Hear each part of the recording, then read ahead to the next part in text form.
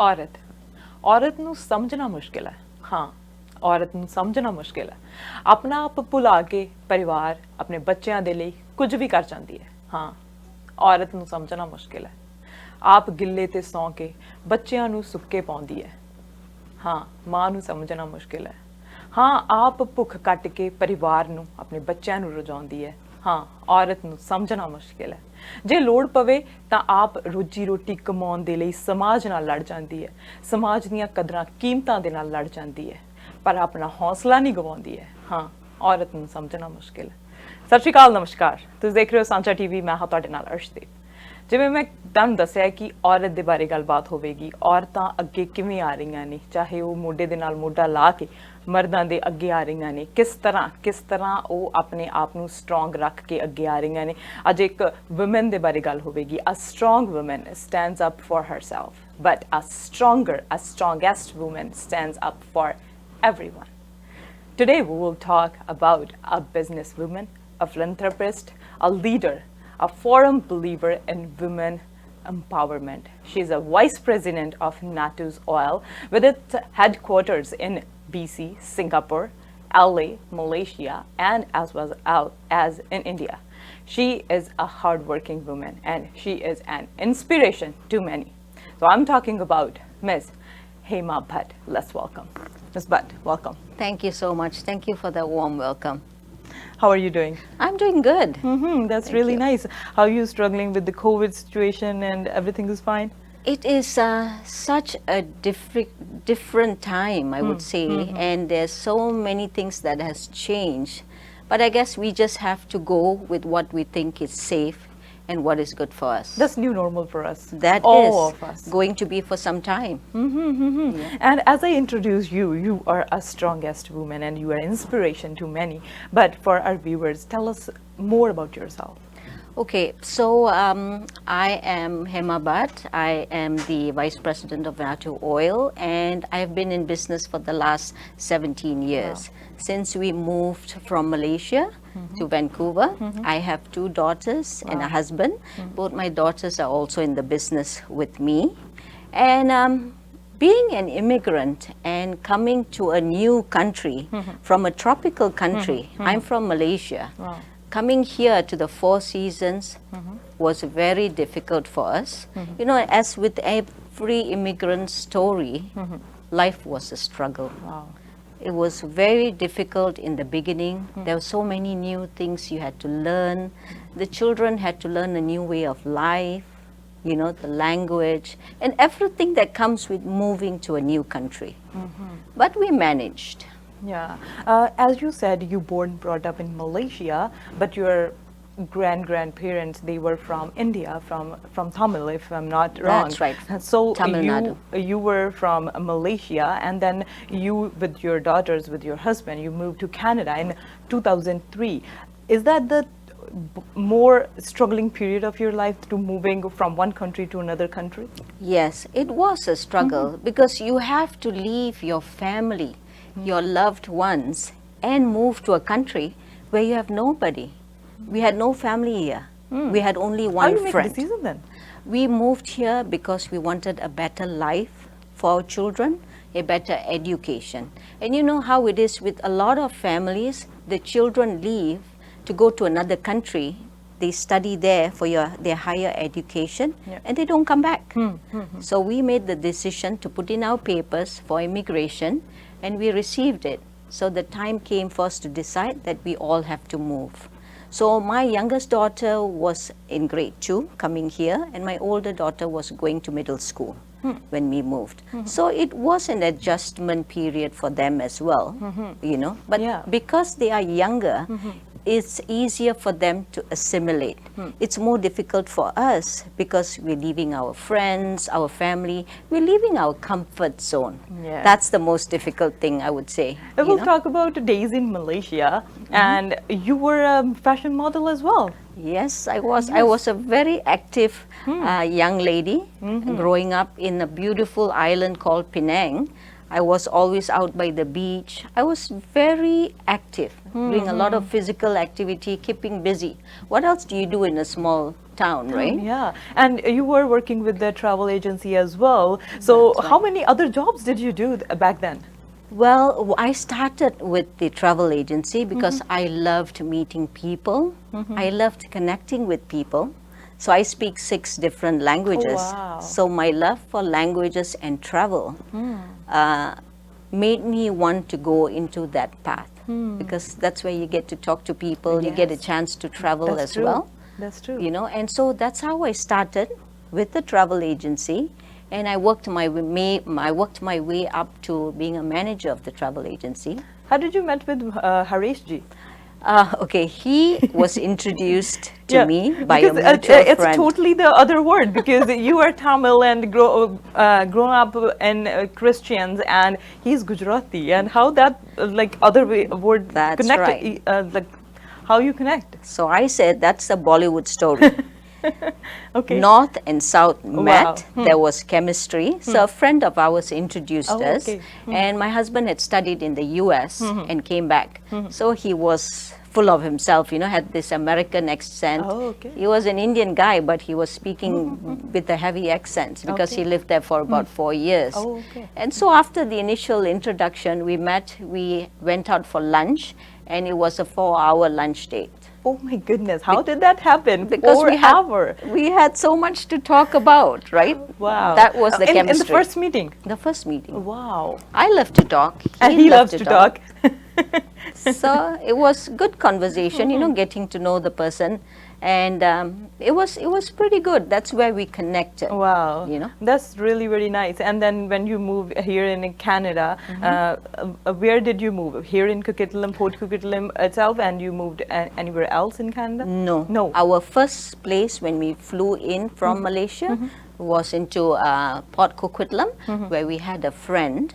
That was the only friend we had staying Oh, okay. here in Port Oh, Coquitlam. okay. There was another introduction as well. Another friend, a mutual friend, was introduced to us, and we decided to stay in their house for a few days Oh, okay. while we looked for a place, and that's when we found a rental basement. Okay.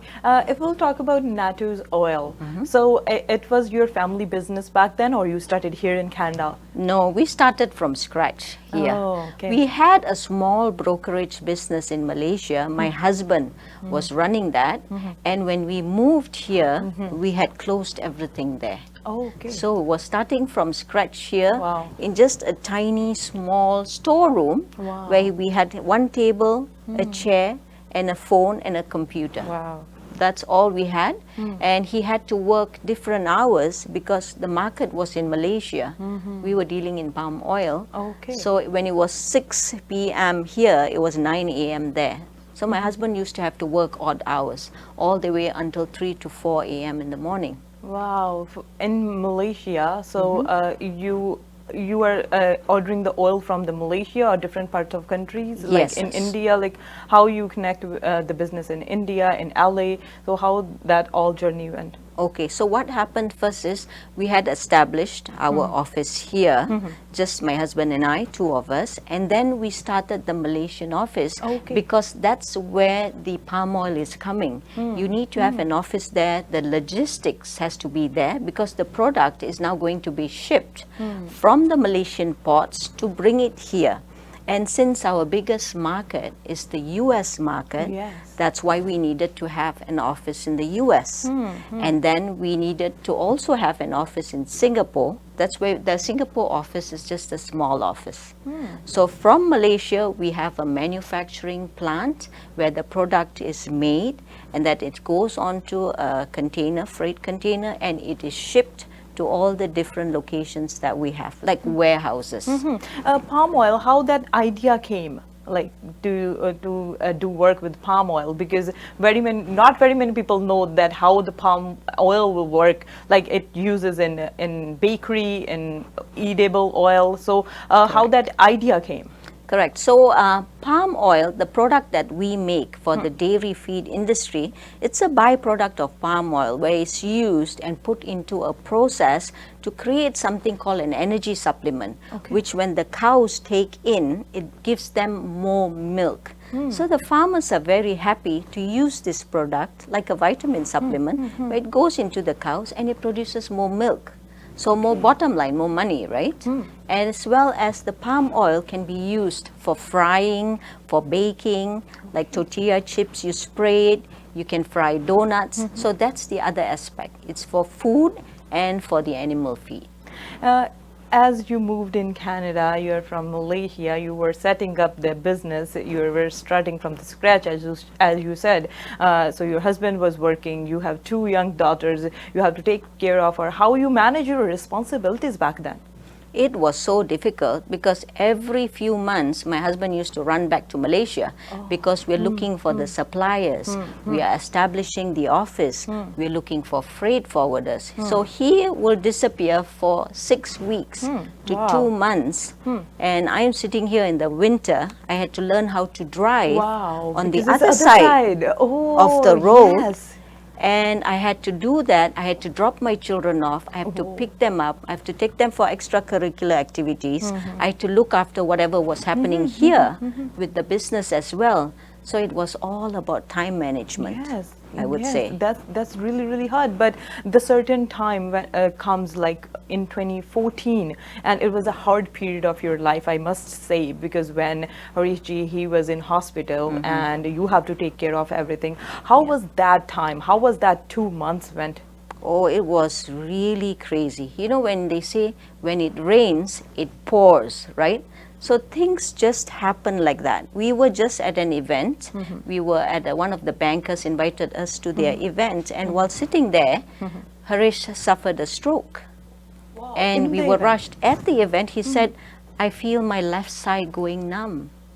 And I said, what? And I said, told the managers who were sitting with us, please take him outside. I'm going to call 911. The good thing about me, one of my my strengths, I don't panic. You know, I just remain calm and I immediately go into what I need to do. So I told the guys, you hold him and come out. He's feeling numb on one side. I'm going to call the ambulance. And they were there within 7 minutes. Wow. And we went straight to VGH. And you know, when something like that happens, it just hits you so hard. What am I going to do? Yes. Is he going to survive? And they keep giving you all these bad news. We don't know. We have to see what's the amount of damage he has. Will he remember you guys? What are the effects that he's going to feel? He was in the ICU for 2 months. And your company was doing really very well. It's My- like 120 Yeah. millions profit that you guys were making, and your Yeah. company's owner, the president, was in the hospital, and nobody was there to take care of the company. Right? And so that's where I stepped in. I've always believed that in a ship you have one captain and everybody else works as a team Yes. to bring that whole project True. to wherever you want it to go, right? And so when that happened, I said I had no choice but to step forward and make sure everything moves as per what we have put in place. What kept you strong in that days? Like, who was your role model, or who you think, like, I have to be like her or like him? And what kept you strong that time? I think the belief that my husband and I came here with so much of struggles, having left everything we had there to come here, and I said, I cannot let such an event that happened. It is unfortunate, but I cannot allow that to dictate the terms of what's going to happen from now on. I have to be strong. I have 2 children who are still in school. I have this office, and all the employees are looking towards me now for guidance. Wow. And I cannot show my weakness. I cannot be weak. I have to be strong. I told all of them, I had a meeting. I said, listen, we have done this all the while. This is not something new to us. We have built this business and brought it up to where it is now. Did you know about the business that time? Oh yes, from the time the business started, I you were was involved in the business. I was always behind the scenes. You know, the invoices, the finances, the accounting, that part. My husband's strong skills were connecting with the buyers, selling the product and stuff like that. So we both had our different departments to look after. So, Hemaji, as we all know, behind every successful man, there is a strong woman, as we are talking. But if we have to quote that, how would you complete that idea that behind every successful woman, there is? I would put it this way. I would not say in today's time and us trying to find our place. A woman is always trying to find a place, immaterial of where she is, in what era. We've always have been trying to find our place besides our partner. So I would not say behind. I would always want to say beside every, successful man. There is a woman. There is always another successful woman. Yes, perfect. So juggling various roles, wearing various hats, there are many struggles, there are many barriers in your way. So did you look any barrier in your way, like I have to just how I will solve my condition, will you lack your confidence at that any point? Oh yes, at every difficult issue that you face, or so many different challenges that you have, there will always be barriers in place that will come. You never know what they are. But all I usually go back to doing is having the patience. I sit down, I recollect everything to do with that issue. I sit down, I think to myself, okay, what is the best way to move forward? How would I do this? How would I want to see this done? And I go in a very positive manner. If I need to seek help, if I need to ask for advice, I am always open to doing that. I'm the type of person, if I don't know something, I will immediately want to learn, and I immediately want to get facts and do it right. And that has helped me to move forward and do things in a proper way. Did you ever think that I'm working with a male-dominated industry, how will I survive? All the time. Like in our business, it is very male-dominated because we deal with a lot of farmers. This is the dairy feed industry, and it is always male-dominated. But again, as I say, you have to find your place. Number one, you have to make sure you have equipped yourself with all the skills that's required. You need to have the knowledge. You need to know what you're talking about. You need to really know your product, because then you can always be in a group and still have that same level of confidence and still be able to speak on a topic, because you have that skill set. You have that knowledge, and knowledge is very, very powerful. People say when you have bad time, the right people stand with you. It's the time will tell who is the right person, who is concerned about you. So your family was in Malaysia and you were the only one who was taking care of your family. Your husband was in hospital. So how you connect with your family, or who was the supporter back that time? Okay, I would say it was my two daughters who were with me all the time, and also the support that I had was the team that I built in Natu'oil. I have a very strong team, and I also had at that point of time a team who believed in what we were doing. We had told them about our vision, we've told them about the goals that we have, and every year at the beginning of the year, we always state our goals. And there's this mutual goal that as a team we have to achieve. So they were my strong support, and they knew that I was trying my best and we were in this together. I always told them. So as a team, when you do something and you empower each other, you will definitely find success. So it was my daughters, it was my team in the office, and it was also my friends.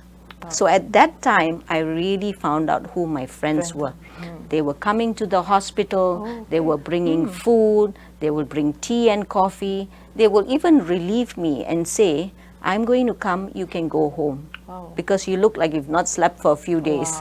Wow, that's So that was beautiful. so That's nice to beautiful. see Yes. that I have people who really care, and I'm truly grateful for all those friendships that I've made over these past years. Everybody has a role model. Every personality have a role model. Who inspire you the most? I would say there are two women who inspired me the most. That was my mother, who had given birth to 8 children, Whoa. who brought us all up Wow. herself, Nice. who looked after the house, you Nice. know, and we were never grateful for all the things she did because she was our mom, right? We take for granted our parents. True. And my mom used to work the whole day, and believe me, being a homemaker is not an 8-hour job. There are no tea breaks and coffee breaks. That's true. And at that time, there was no washing machine or dishwashers and stuff like that. Everything was manual. You know, so I would like to give a shout out to all the grandmothers, all the mothers, and all the people who have helped do these things and were not appreciated. We appreciate you, and you are indispensable. And keep doing all the things you do. That's true. That's true. You are a mother. You are a wife. You are a daughter. You are a businesswoman. How you manage these all roles in your life? Okay, so I have a work and life balance because I feel in today's world that it's very important. You need to have time for yourself. You need That's to must. live a healthy life. You need to eat well. You need to have enough sleep. You need to go out, exercise. Like I love walking in the trails because I can smell those fresh plants. I enjoy being outside in the beautiful open spaces. Mother Nature relaxes me, and it's very therapeutic for me. That's nice. And when I feel relaxed, I feel happy, I work at an optimum level. How's Harishji doing right now? He is doing much better. And the other thing about him is, another person I would say who has been so influential is my husband Harish, because he's so positive. Wow. And he's always telling my daughters, you know, that anybody can achieve success. It's all about how hungry are you for success. If you have the right attitude, you will always achieve success. And he always motivates them. Even though they are 2 girls, he's always telling them, whatever you want to do, you can do it. Is he the reason that you are a strong believer to giving back to the community? Yes, I would say that. And not only is he a believer in giving back, my father, I learned that from my father. Wow. When I was young and growing up, my father used to help cook food and take it to the seniors' home and feed them once a month. Because when you give them something extra, he used to tell me, you should see the joy and happiness in their face. They're so happy they have one extra dish to eat.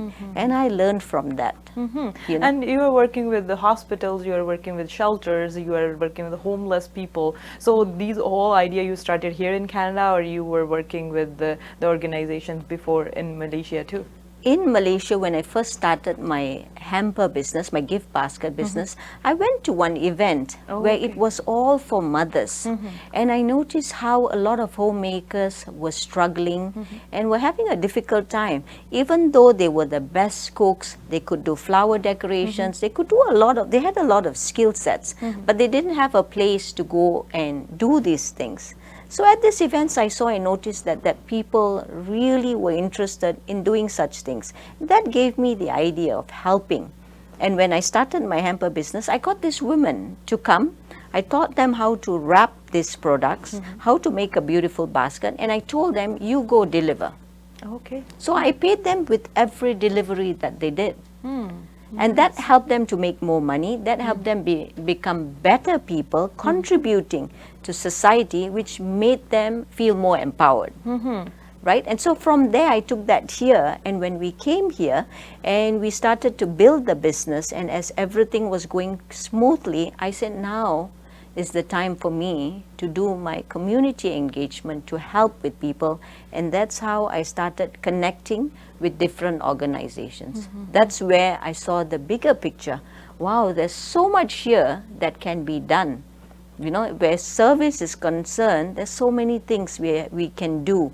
It's just how much of time you would like to spend doing that. And I'm huge in giving back Yes, to the yes, community. we can tell. There are two organizations. There are Natu'oil, there is a Bhatt companies as well. So they are both doing the same thing, and Yeah. the second one is the for society services. So No, so Bhatt Holdings is the holdings umbrella, which all the other companies come under. Oh, okay. So it's the holding company, and all the others are all the branches that come under that umbrella.